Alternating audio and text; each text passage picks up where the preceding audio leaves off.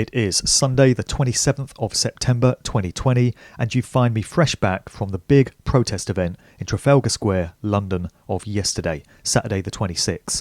There's some other things I want to talk about in this video, but I'll address the event first. So I had fully expected this one to be bigger in numbers than the event that took place in Trafalgar Square on the 29th of August, where by most people's estimations, somewhere around 35,000 people were in attendance. And after the rally in Trafalgar Square, the crowd made off down Whitehall towards Downing Street and Parliament to continue the protest.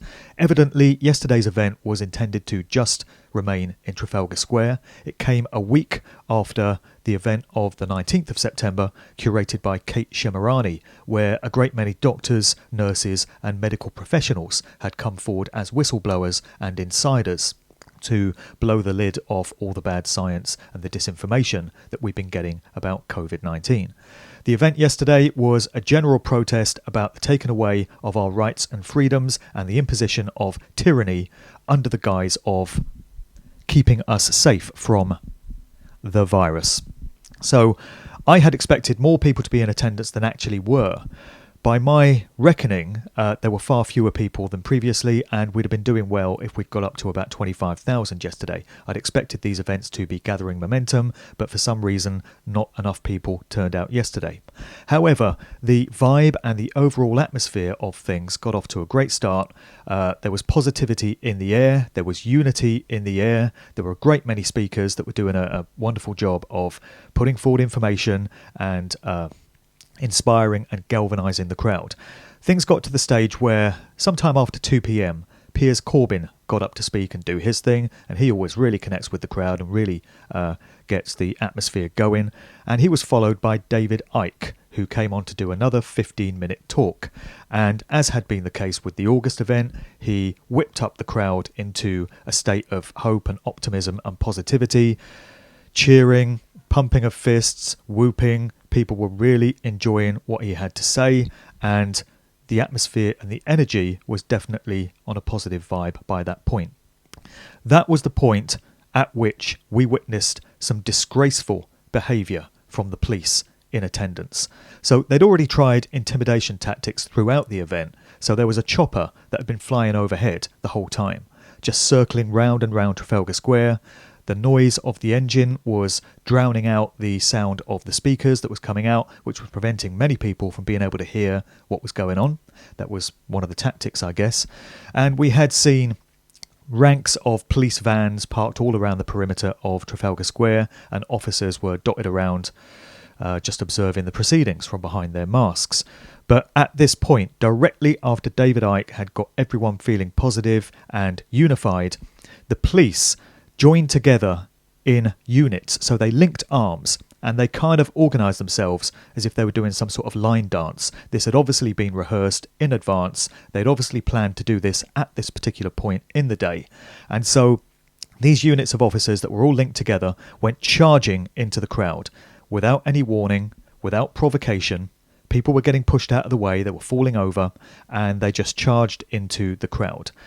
Some officers were trying to justify it by saying that we had to disperse, the crowd had to disperse, on the grounds that we weren't social distancing and we weren't allowed to congregate together because it breaks the rule of 6. But it was absolutely disgraceful because what happened was the police then formed a ring, a circle, around a large number of attendees, and they prevented them from being able to go anywhere. So first of all, they're trying to justify themselves by saying the crowd has to disperse, and some of us managed to get out of the way before the units charged in. The people that I was with and myself were on a sort of grass embankment, and there was an officer there who was getting challenged as to what the hell his colleagues were doing. And of course his only response was, "I'm just following orders, I'm just doing my job." Meanwhile, the rest of the people were getting hemmed in by the police, being prevented from leaving. I gather many arrests were made, and the whole thing would have been planned. And it wouldn't surprise me if the Behavioural Insights Team, known as the BIT, known alternatively as the Nudge Unit, which is an organisation affiliated to the government's Cabinet Office that is all about Psychological manipulation. They understand how the human psyche works, rather similar to the Tavistock Institute of Human Relations. And the social scientists and the psychologists that work there devise different ways of controlling large numbers of people via psychological means and via different tactics and methods of psychological warfare. So that would have been what was going on yesterday, and they would have worked out that the time to go charging in and to destroy the positivity of that whole event is at the point where it was at its most emotionally high, its most vibrationally raised. So I've got a bit of footage here of what went down. This is from one of the live streams of the show yesterday. It'll give you a bit of a feel for what the police were doing. Have a look at this. Hold on! They're making an arrest! Keep it calm! Stop it! I can tell you. Keep going! Stop! Stop! What will be my speech? I'm the founder of the COVID-19 Implemental Employment Committee. I'm the founder of this man stop the control. Please.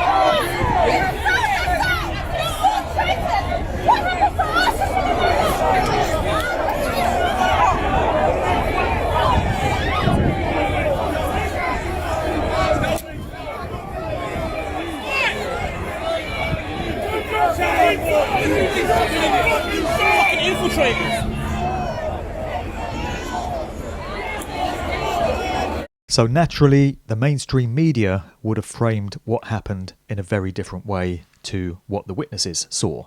I've not bothered looking at the news accounts of the event because I already know what they're going to say.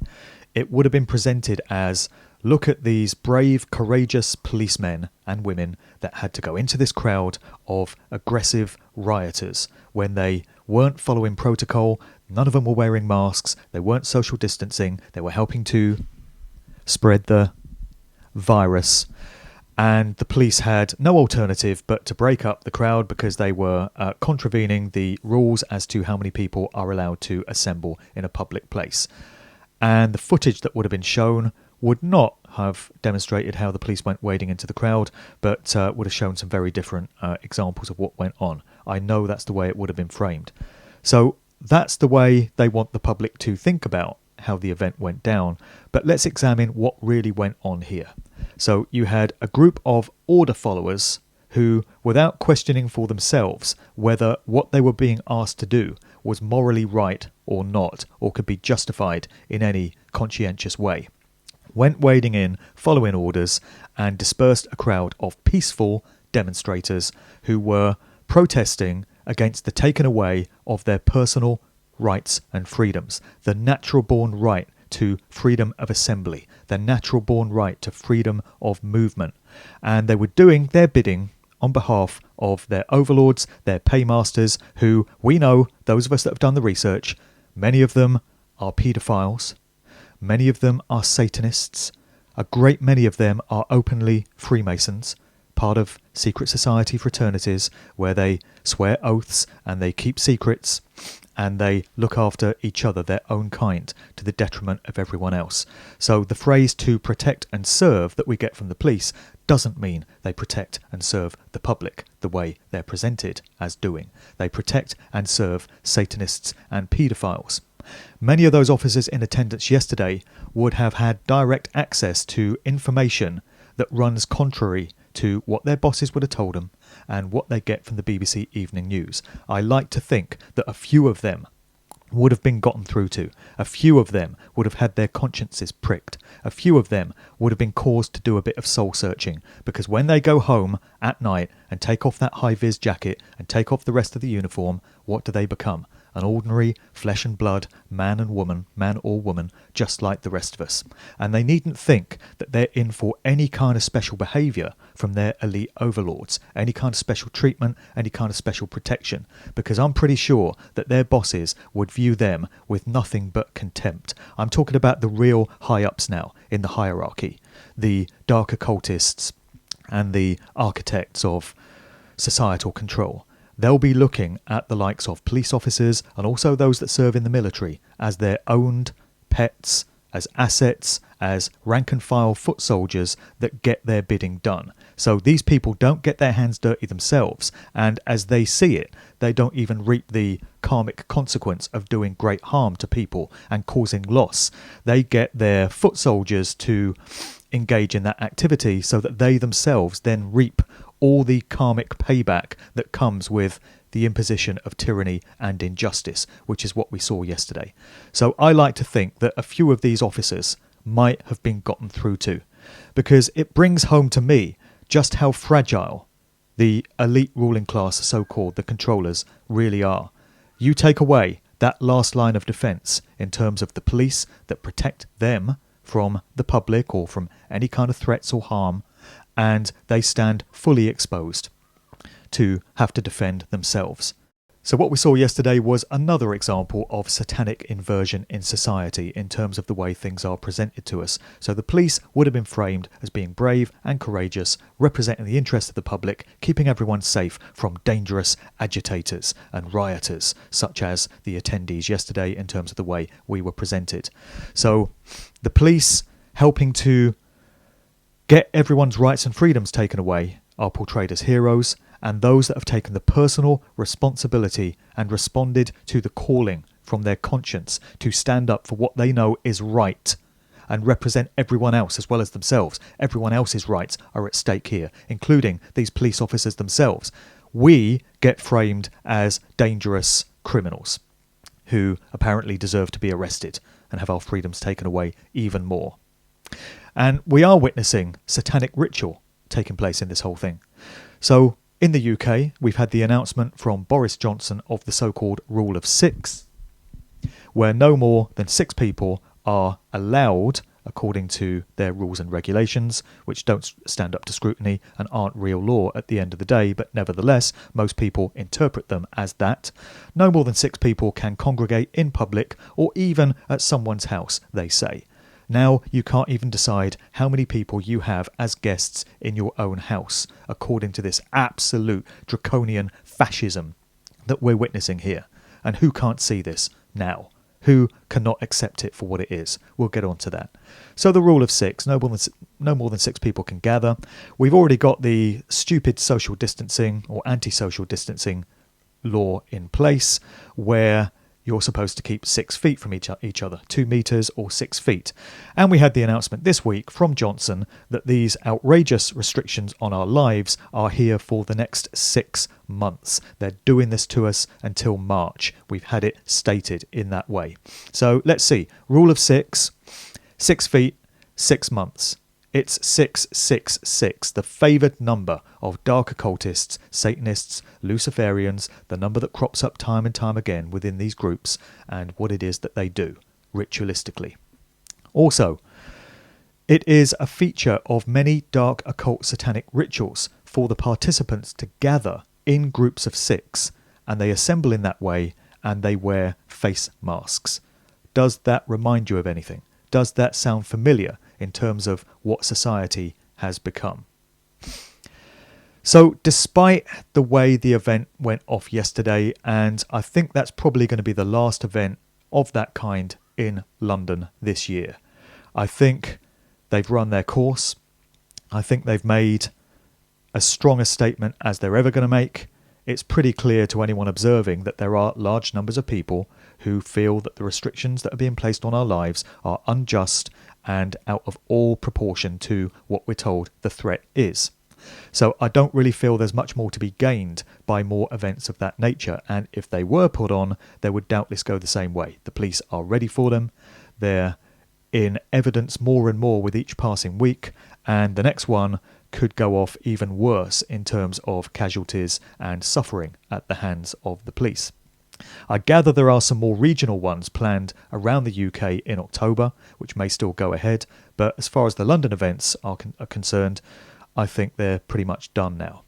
So you might expect to find me in a very pessimistic, negative state of mind as a result of what went off yesterday. But I'm not letting that affect my overall stance, because for most of this week, I've been feeling pretty optimistic about the way things are going.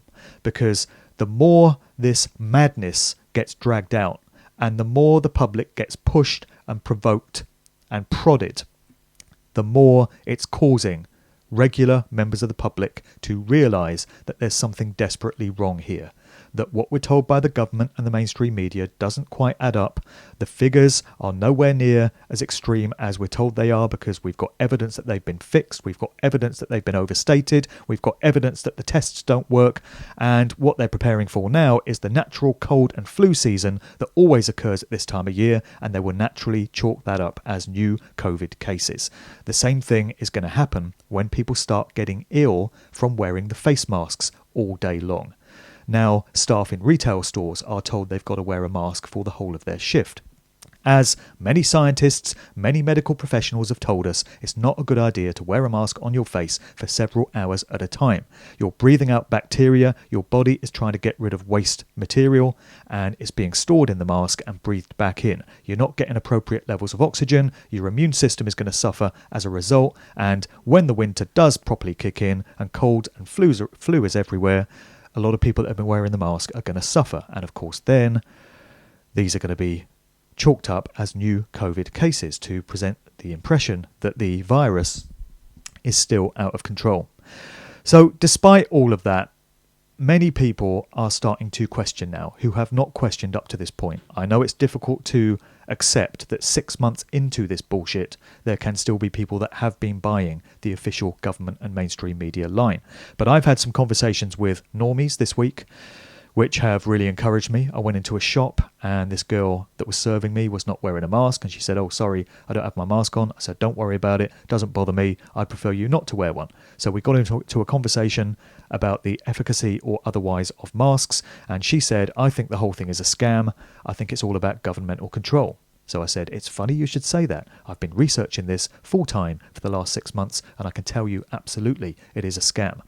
I went into a barber shop in the week, and the guy that cut my hair told me that somebody had just been in the village where I live, don't know who this person was, but they'd started speaking to him about the staggering scale of pedophilia and child sex trafficking, and this person mentioned the adrenochrome industry. Incredible. My barber just started talking to me about all this stuff, and I asked him how he felt about it, and he said he could totally accept that all of that was going on, and it felt to him as if the COVID-19 scamdemic was some kind of smokescreen for other things that are going on.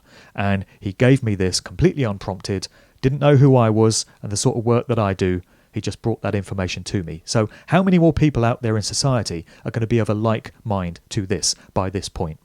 And so it brings me hope that the longer it's dragged out and the more and more people start to feel the pressure as furlough payments start to run out towards the end of the year, and as people get close to Christmas and we're told that we can't even have the usual family get together at Christmas because of the restrictions on numbers of people in our house, a lot more people are just not going to be having it. That process has to continue, and we need to do whatever we can to ensure that it does. And as I've said many times before, what has been achieved here could only have been achieved with the full complicity of the controlled mainstream media.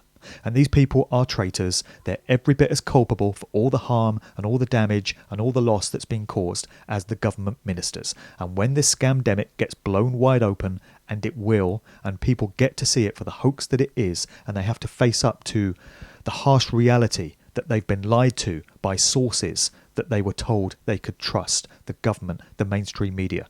The proprietors of these mainstream media outlets and many of the broadcasters and so-called journalists can take their place alongside the likes of Johnson, Hancock, Whitty and all the other traitors and answer for all the harm and damage and loss that they've caused, because we know that the lockdown restrictions have resulted in untold numbers of suicides. We're never going to get that number accurately reported. People that have died from not being able to get surgery for other conditions because the hospitals have been dealing with nothing other than so-called COVID cases. These people, the mainstream media moguls and broadcasters that have been peddling these lies and keeping alive the mind control narrative, have the blood of all those casualties on their hands. They're every bit as guilty as those that devised this whole plan, the architects of it. It could never have been achieved without the mainstream media. And it just brings to mind how fragile the line is between the general public and the architects, the controllers, the so-called elite ruling class that have devised this scam. The last lines of defence are the police, as we've mentioned, and the mainstream media mouthpieces. If the mainstream media were removed and no longer had that mind-controlling, brainwashing influence over the public to sway their opinions and their perceptions and thus dictate their behaviours, then the elite ruling class, so-called, would stand fully exposed and fully vulnerable. That would be a very different state of affairs. I've often joked that if a group of us could only do a raid on BBC TV Centre during a live broadcast and take over the airwaves, and if we had just 10 minutes to speak pure unadulterated truth to the rest of the nation before security came in, barricaded beat down the doors, or the signal was hacked and taken down, that would probably happen in much less than 10 minutes. But just imagine the reach that we could have to all those people in Normieland watching the BBC at that time, thinking they're getting the truth of what's happening in the world. If we could only give them real truth and demonstrate to them how they've been lied to, how they've been mugged off, how they've been duped, imagine what a game changer that would be. But another thing that I feel more and more with every passing week is that this whole ridiculous situation is very much tied to the situation in the United States with the upcoming presidential election on the 3rd of November and everything that Donald Trump is doing out there and everything that is designed to be achieved by this election. The deep state cabal, so-called, who are working to a very large extent through the Democrat Party in the US, seem desperate to prevent Trump's chances of getting a second term in office. And looking back at what happened in 2016 now, with the benefit of having done much research into it and much reflecting and consideration, it seems to me that Donald Trump was not intended to win the 2016 election. Hillary Clinton clearly was. She was the cabal's chosen one.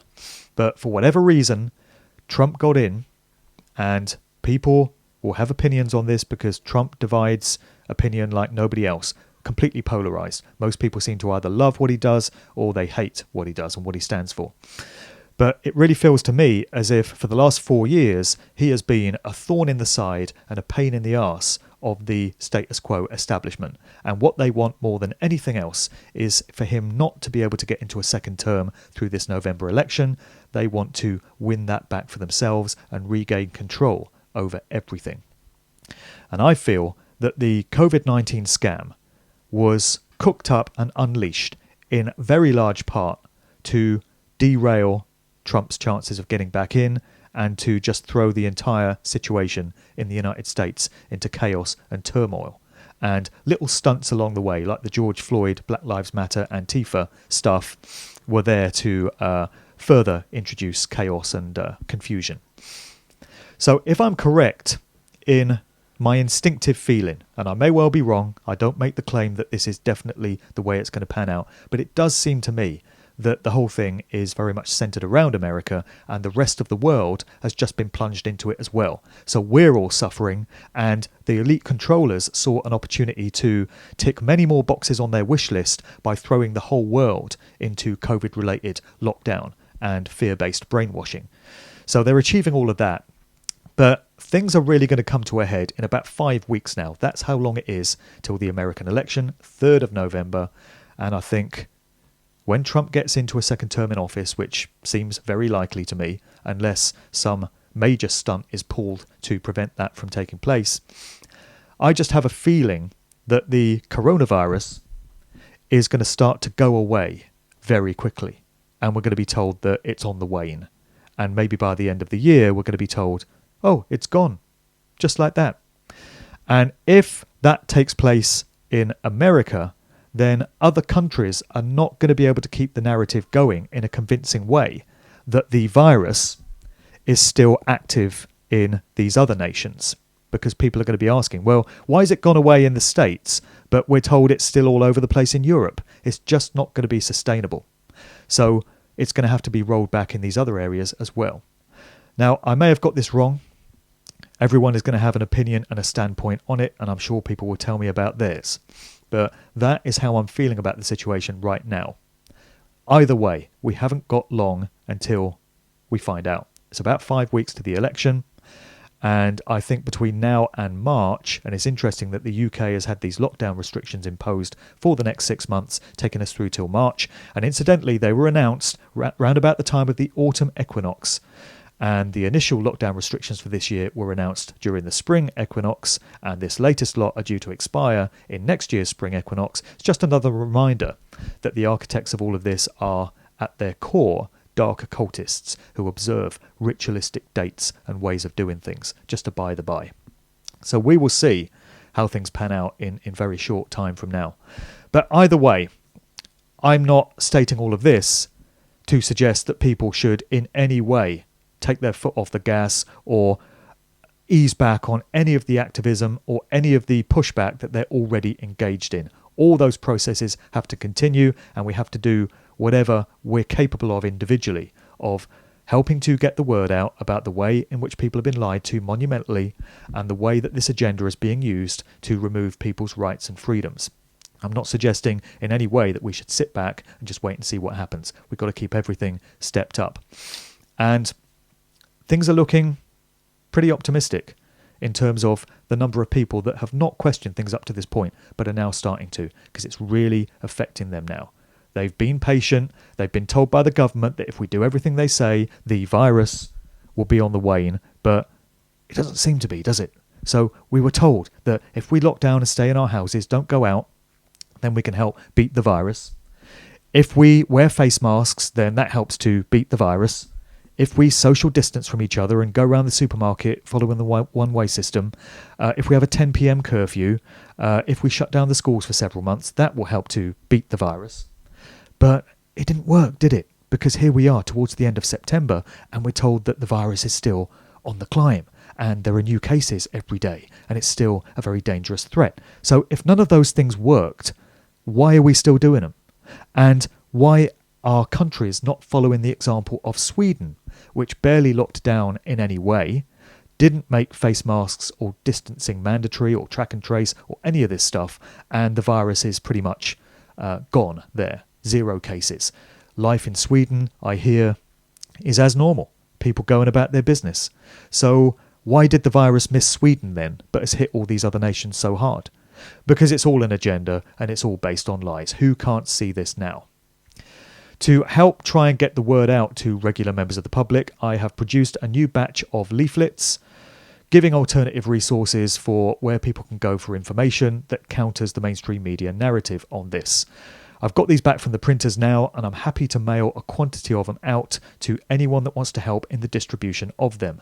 So if anyone watching this is in the UK and wants to get some of these leaflets out on the street in their own local area, please drop me an email to the address that will be in the notes below, and I'll be happy to mail you out a quantity of these leaflets. What it looks like: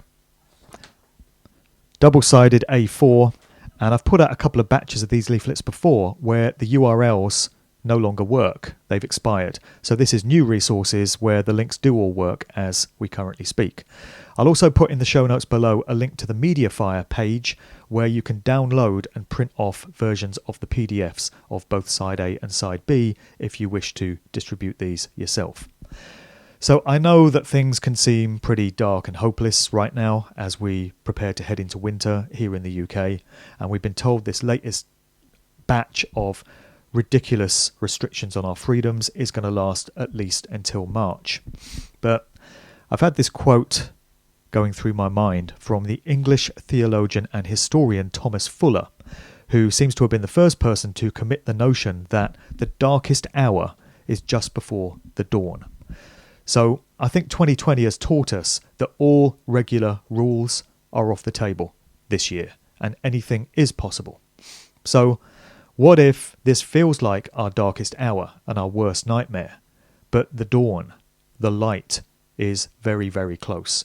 And if we can just sit it out and continue to do everything that we know through right action that we need to do, then maybe that light is waiting for us just a short way down the road.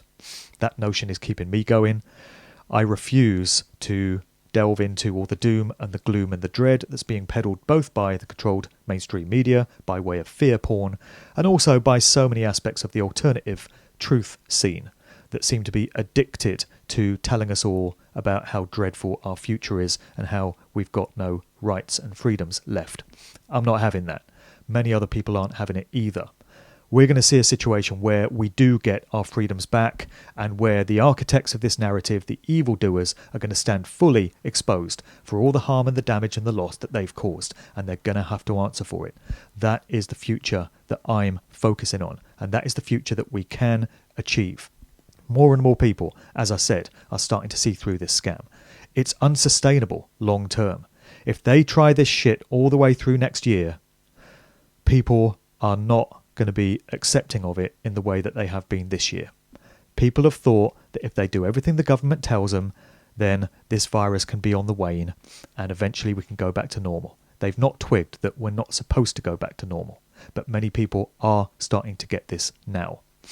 And many people that would have frowned at those who were in attendance at Trafalgar Square yesterday and considered them selfish, irresponsible people helping to spread the virus, and why can't they just stay in and put a mask on and do everything the government says? I think many of them are starting to realise that we're not their enemy. We're fighting their battles for them. We're fighting for the rights and freedoms of everyone, themselves, even these police officers. I mean, what are they thinking about all this? Don't police officers, when they're off duty, like going to the pub? Don't they like going clubbing maybe every now and again, or going to a bar, or going to a theatre to watch a show, going to a rock concert to watch a band, going to a sports game? They can't do any of this stuff. Don't they wonder what it is they're helping to enforce when their own rights and freedoms and those of their families are taken away and they can't do the things that they might choose to do? It's unsustainable long term. And so the truth of the matter is going to rise to the surface, because the truth always comes out in the end. And on past occasions, it's taken a long time for the truth of a matter to rise to the surface. Sometimes it takes years, decades, centuries even. But that was in previous eras where people didn't have instant access to a mind-blowingly colossal amount of information that we do now via the internet. News travels very quickly, information is traded all around the world, and the truth is not able to stay hidden for as long as it used to be.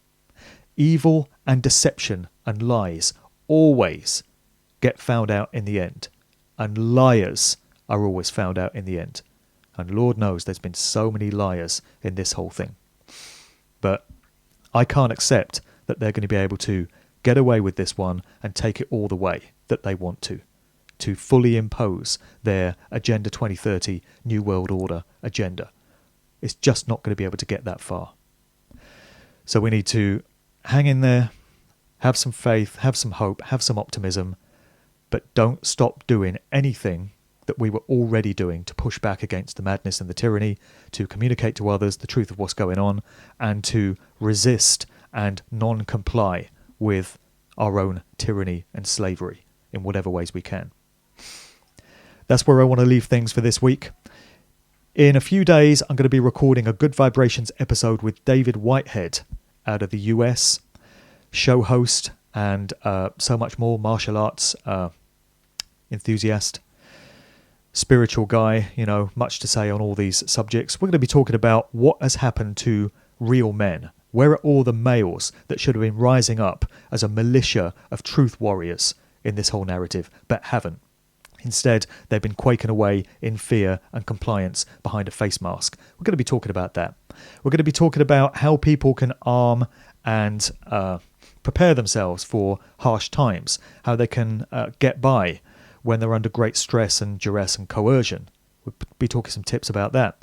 And we'll be getting into the queue situation as well. Whether people like it or not, we're going to be going there. So listen out for that show with David Whitehead. This past week, I recorded one with Richard Willett for Iconic, the iconic.com platform. I'll put the link to that in the notes below as well if people want to have a listen. Got some more shows coming up as well over the future weeks. I'll keep you updated on that. But I think that's about it for this week. And once again, remember that quote, the darkest hour is often before the dawn.